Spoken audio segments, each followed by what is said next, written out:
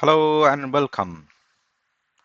In this session, I'm going to talk about OpenAI and Microsoft. What Microsoft is doing around OpenAI, there are many presentations you might have seen so far, read an article, blogs, but here is the summary which I thought I will share with you to help you understand what it is today and what it might look like tomorrow. So OpenAI is a platform which Microsoft has acquired and then made it as part of the integrated system. So more and more Microsoft product in future will have OpenAI capability built into the system. So let's understand what we have in the Microsoft portfolio from an AI perspective. If you think about from a Microsoft business point of view, how we run our online services, much before we announced Azure, there were services like Hotmail, MSN, etc. And imagine the number of things we have done over there, which also involved a couple of AI capabilities. For example, one of the things is predictable vulnerability assessment or predictable maintenance, etc. involved a lot of AI capabilities. So we have been using AI to maintain our business since many, many years. Now, applied AI or AI as an API, which I would like to call it as, from an end user perspective, are already available in Microsoft Azure platform. We have got cognitive services, which are setup APIs. Either you can think of like search, video indexer, etc. And then you have got language specific API, you have vision API, etc. And then you have got applied AI in the space of bot services. Video indexer, form recognizer is one of the features which is being used in the Power Platform world, where you basically scan a form and you can train that model with using the location, saying that here my first name would appear, here my second name would appear, and then this is the email address, this is the phone number, so on and so forth, and it starts picking things up for you. So if you have hundreds of such, let's say, feedback form given by the attendee, um, and then you can actually scan them all in and then pass it on to the system, and it'll keep tracking all the details into the system. So those are the services already available. We have the Matrix Advisor available, which uses a lot of AI capability. We have the immersive reader capability available in our Word platform, where you can have the Word and it'll read for you. So these are all AI capabilities available. With this new OpenAI integration, it just increased the capacity within the portfolio. And on top of that, these are all pre-trained model, right? But you can bring your own model if you're, let's say, a data scientist, and you have your own model. You have a very specific business use case. Maybe you are dealing with, let's say, industry, which is a banking industry. Microsoft is not a banking industry, so we do not have any banking industry specific model. If you have that model, you want to use our Azure platform to train the model and then use it for your enterprise scenario, you're going to use our Azure machine learning platform, where it is integrated with Azure, which means all the enterprise capability of authentication, authorization, security, data, etc. are taken care from an infrastructure perspective. So from a data science activity perspective, you don't have to really think about, but these are all very important key aspects, and most of the time we spend more time building that whole gamut of things rather than focusing our business problem. So this ML platform really gives you that capability, so you can bring in additional capabilities into the AI platform. Now, when we talk about OpenAI, it is mainly around the generative AI. So it is a text-based generative AI. So you give the instruction using text, you get output in many different format, mostly text, but also in image format.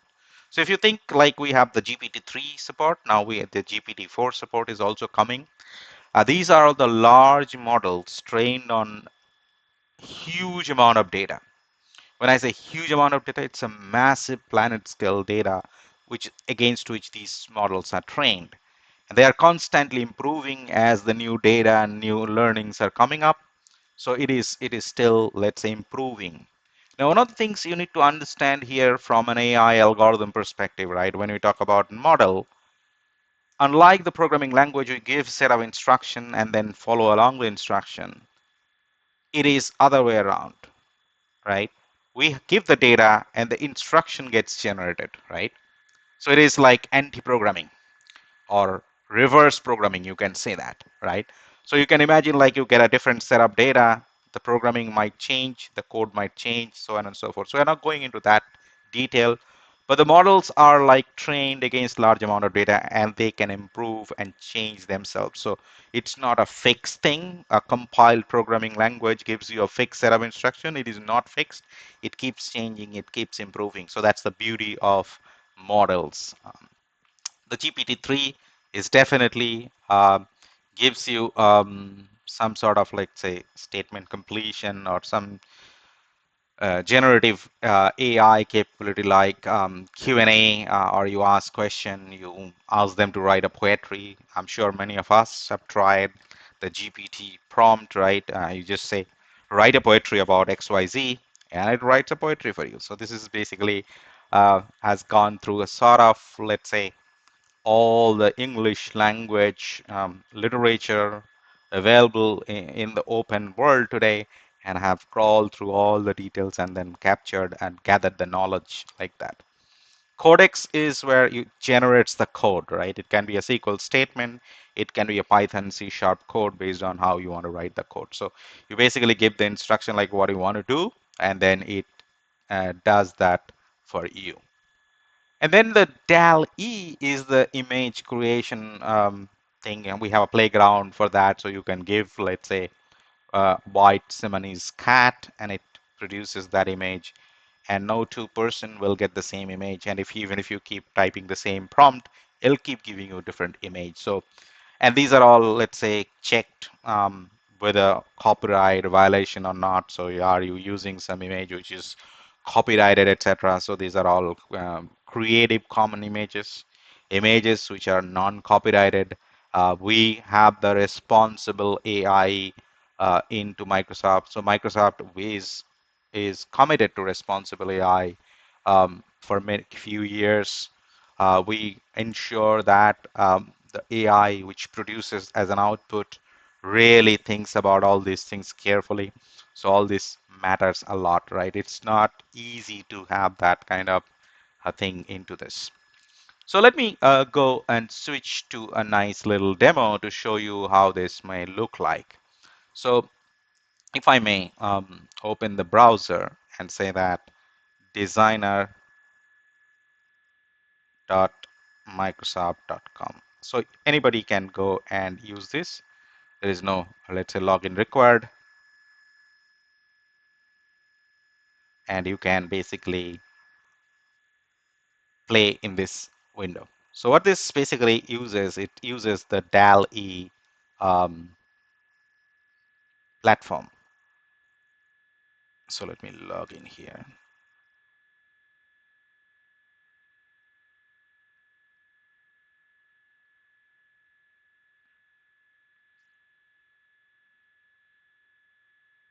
No special access required.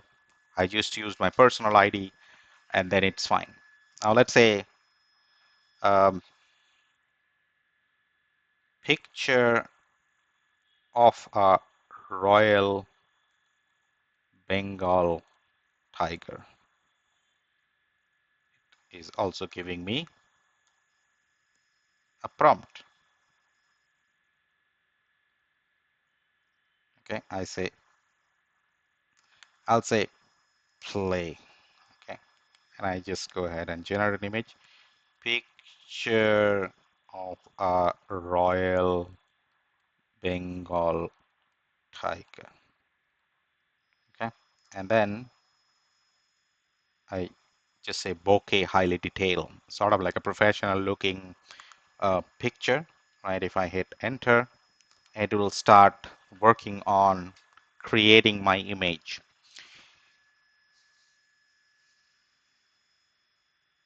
So you can see that they're giving examples, right?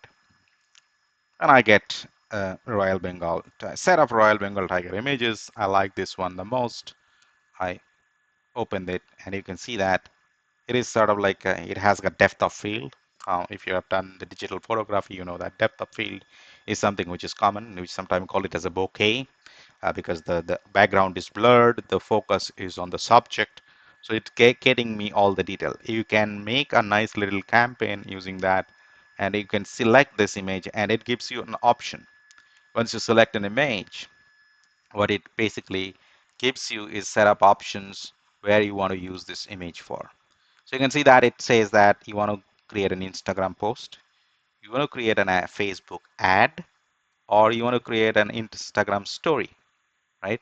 Depending on that image will be modified and altered ready for you. So if you are a social media influencer, it becomes much easier for you to really start playing around with this kind of capabilities. So you can see that this is right readily available for you. You just pick it up. Let's say I like this, which has a green jungle, and then say let's play, and I can just post it in my Instagram. I can just download it and post it in my Instagram story, and it becomes like instantly super hit. Okay, so that's the DAL-E algorithm which you can play at designer.microsoft.com. Remember that. Now, if I go to this OpenAI, right? Now, let me just start showing you the OpenAI portal.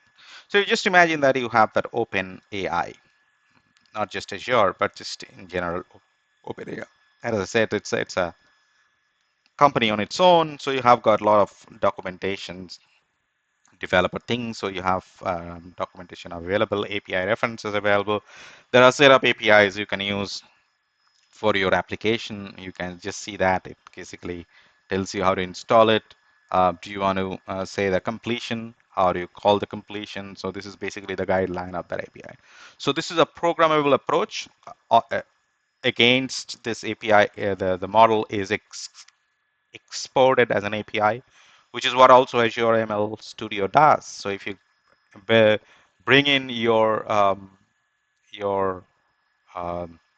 model, you can publish it as an API, which essentially becomes easier for a REST API for anybody to consume. So let's see how that experience looks like. Now for that, you need an Azure OpenAI service. So today, as we speak, OpenAI service is available in Azure. So if I go into the portal.azure.com, first thing you need to do is that you need to ask for the request. So I did that. I got an approval. Hence, I can work on it. So if you go into the OpenAI portal, you have got Azure OpenAI service available.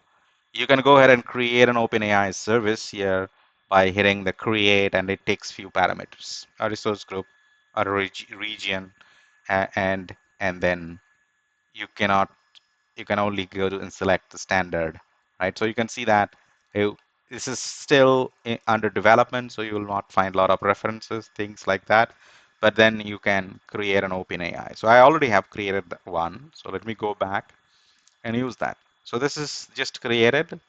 And inside that OpenAI, you get all the Azure capabilities, like who you can create an RBAC, protect it, who can access what, right?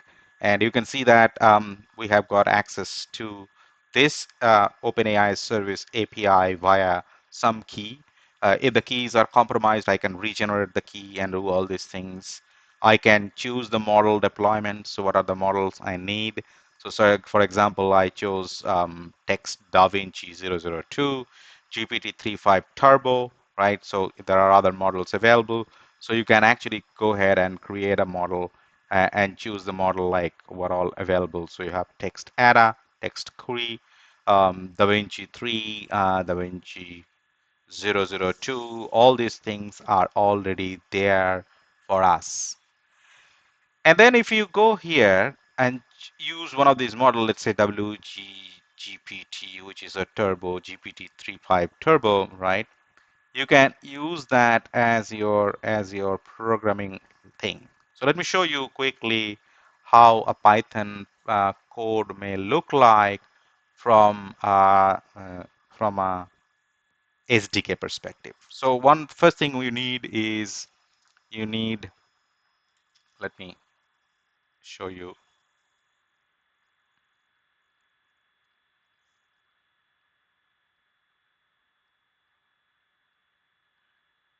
this. So what you need is that you need this Python, right? So you say pip install OpenAI. That's the first thing you do. It basically goes ahead and will install the library. I've done that already, so you just don't see it is happening here. But once you have done it, right, what it essentially does, it takes few things. So I use the key here.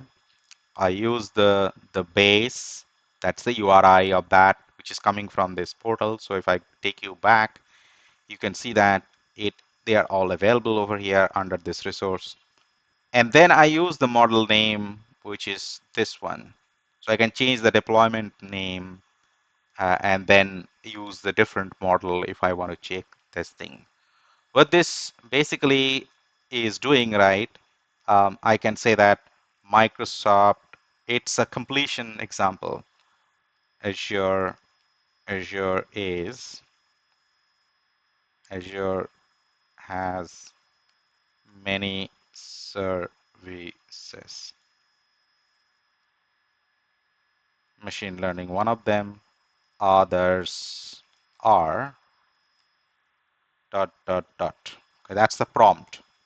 Now I made it intentionally let's let bit lengthier. So let me see this, and then I choose stop none. If I do that, it basically will take longer. So let's see how that works. So if I say Python openai.py, so I've got this prompt different here. So it's going to go ahead and does completion, right, for the statement I made, right? You can see that it says that Microsoft Azure has many services. Others are road to container adoption agencies. I don't know, it's clue about it, but sometimes you keep trying these things. So I can see that United States has 50 states. They are dot dot dot. So it will probably give you the list of, let's say, things, and you can see that they're giving options, right? Uh, and then there are providing you all the details. So it basically is sort of like an example on how things may look like, right? So you see that it it is a setup API through Python SDK. I'm able to call that. If I want to call it raw, I can use curl and call this API. It still would work, but then you have to actually do a lot of stuff which take care of the error handling, etc. in that sense. Now, coming back to this, what I wanted to quickly show you over here is that if you look into this AI, right, it also embedded into a lot of products. It's going to be announced. It's already announced in the blog, but going to be available for public very soon. Is that the capability of AI product into the productivity? So imagine that you are using Word, Excel, PowerPoint, Outlook for your day-to-day work. What if the generative AI is already part of it, right? So let me play this video. The audio is not there, but essentially what it's trying to do, it's creating a customer proposal, right? And it uses Microsoft Graph to get the corresponding details from your OneNote, Office Note, etc., which basically has got something related to whatever that is in the graph access.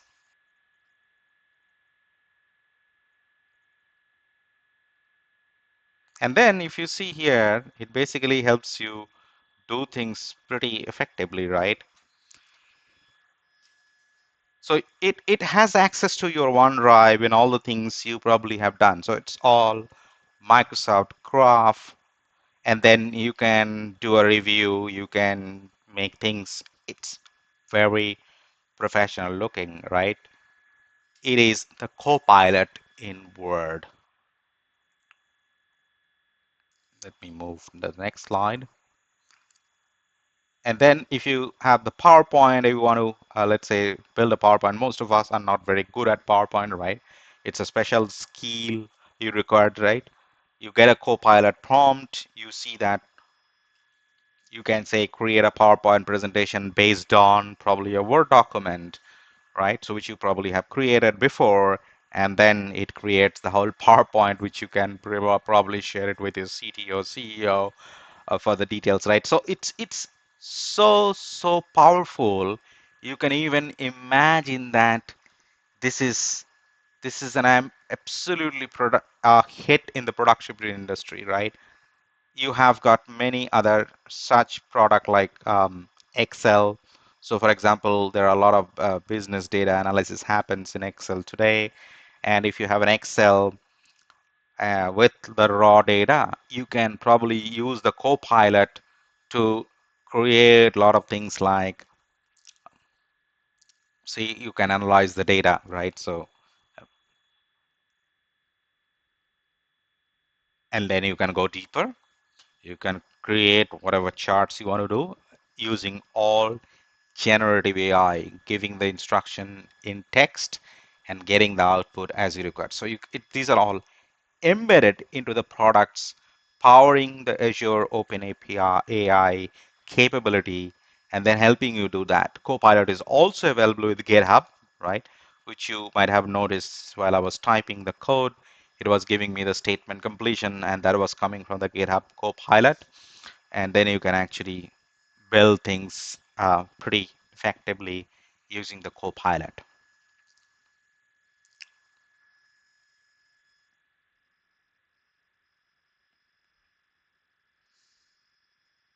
And like that, you have so many other things. So thank you very much for watching it. Hope you have enjoyed this OpenAI to understand what this OpenAI offers today, how you can build things using the API if you're a programmer, and how automatically you get things into products like Word, Excel, PowerPoint, Outlook, etc., which you use every day. This is just a game changer, and just keep watching for the upcoming announcement about OpenAI. These information are available all across. Keep noticing this is going to change the way how we work. Thank you very much and have a wonderful day.